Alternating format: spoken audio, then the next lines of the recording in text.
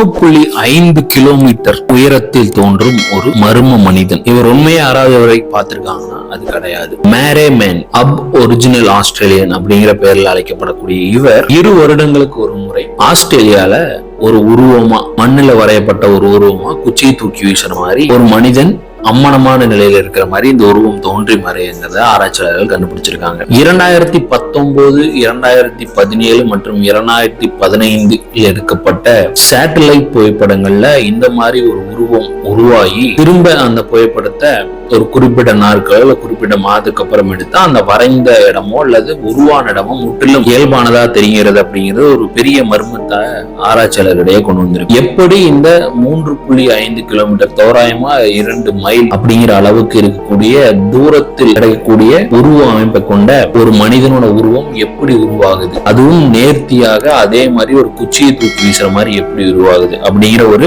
நம்ப முடியாத விஷயத்துல இப்போ ஆராய்ச்சியாளர்களை மாட்டி இந்த ஆராய்ச்சியை தொடர்ந்து நடத்திட்டு வராங்க.